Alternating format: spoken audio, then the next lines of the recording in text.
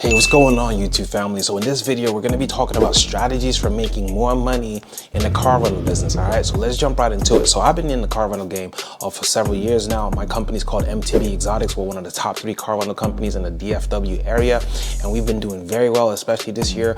Numbers are up across the board and business is good. And so I want to share some of my experience, some of the things that I've learned over the years that have helped us increase our bottom line, especially this year. Some of the things that we have done that really turned things around for the better, much better this year. And I want to share that with you so hopefully it could help you guys in your car rental journey. All right, so let's talk about some of the tips and strategies that you guys could use to increase your average order values or your lifetime value of your customers. Right, so number one, I'm going to say review your pricing. I see a lot of you guys, maybe you come from the Turo world and you're used to the fierce competition in Turo and the pricing wars in Turo, because most of the time the Turo is a race to the bottom with the prices. Right, your car could have started off at $199 a day, and within a year it's down to barely $79 a day. Right, because you're competing with everyone else constantly. Right, Turo is incentivized to offer a low price, with the pressure on the host to keep dropping their pricing, so that way they can keep attracting new renters to the platform. So then they come on there and they're like, oh wow, I can rent a Lamborghini for only $100, and then they're excited and they go tell their friends, and that's how they get more people to the platform. It's great for Turo, but it's horrible for the owners of the cars, because now you're constantly dropping the prices of the cars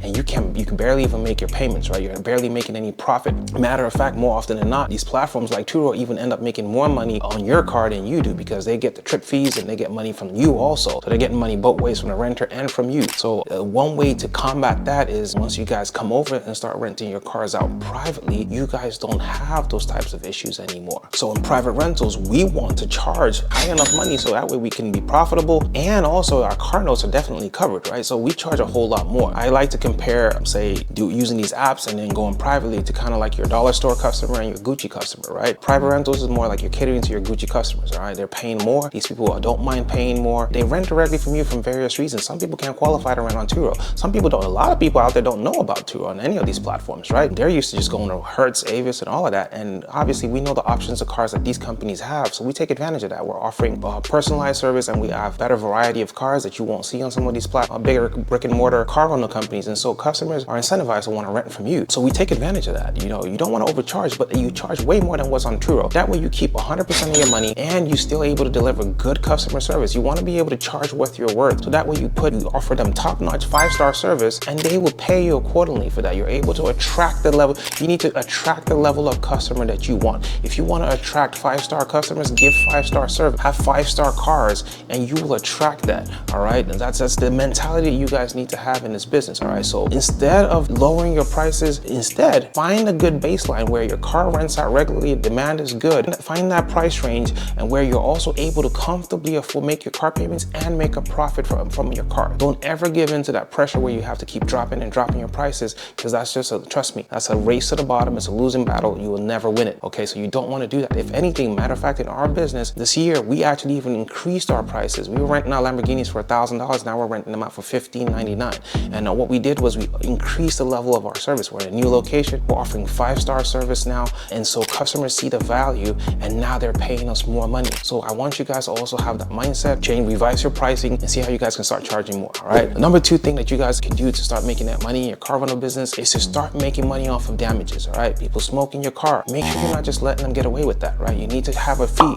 Come up with a fee. As you're in the economy, a low luxury space, maybe you could charge them an extra $150, $200 to ozonate that car and get it detailed and get that smell out of there. Right, or if you're in a high luxury and exotic space, we have a no nonsense policy. You smoke in our cars, you lose your entire deposit. And these guys put anywhere from $1,000 to $2,000 on a deposit, and if they smoke, they lose it. There are people out there that are rich enough to where they don't care. They're gonna smoke in the car, and they'll tell you that from the start. And so they're like, hey, you can keep my deposit, I don't care. So that's perfect for you. Now you've made an extra $1,000 or $2,000 on that rental. Right, so as long as you stipulate that in your rental agreements on your website, you inform the customers when they're picking up the car, trust me, a lot of them, half of them will happily pay that fee if anything was to happen. And this also goes for scuffing your rims. Right, if you have an economy car, go ahead and set a price for that. Maybe you want to charge them $200, $250 for that. Right, and if you have higher end cars, you can also once again tell them, if you scuff my cars, it's $500, or we're keeping your entire security deposit. I even know some exotic car rental companies that will file under renter's insurance if they scuff their rims, because not only do you have to go get the rims fixed at a rim shop, possibly re-dipped, resprayed, or you might even have to go get a wheel alignment again. That's going to take time. That's going to take a few days. So not only are you needing to charge for the cost to get this thing back on the road, you need to charge for loss of use of the car, because it's going to be out of commission for some days. So that's why some of the exotic car rental companies or high luxury rental car companies will just keep the customer customer's deposit and also go file a claim on their insurance, right? And then now on the back end, you're able to make probably insurance could pay you a check of $5,000, $6,000, $7,000. So that's how you also increase and squeeze all the juice out of that one transaction. You guys can offer things like delivery, one-way delivery, round-trip delivery, set your pricing, see what your competitors charge, and set an amount for that. You guys will make good extra income off of that. Another thing too is if you guys accept credit cards, you can also tack on your credit card processing fee.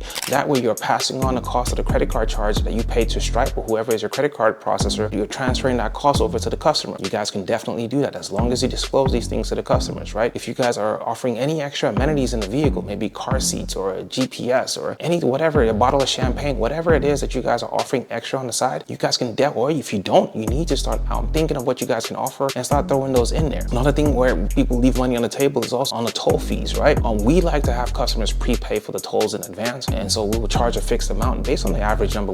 Customers tend to spend between $15 and $20 a day.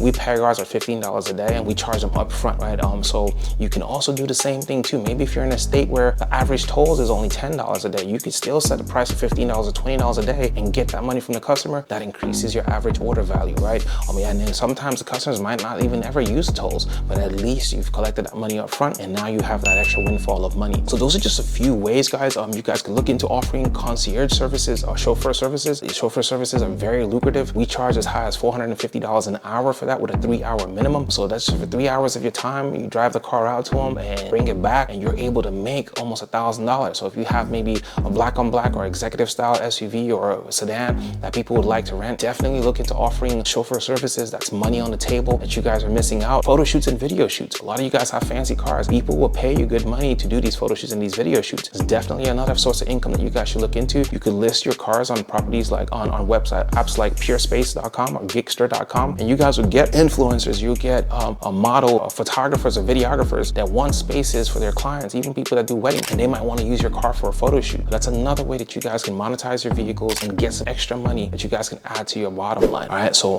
let me know if I missed anything. What else are you guys doing that's increasing your bottom line?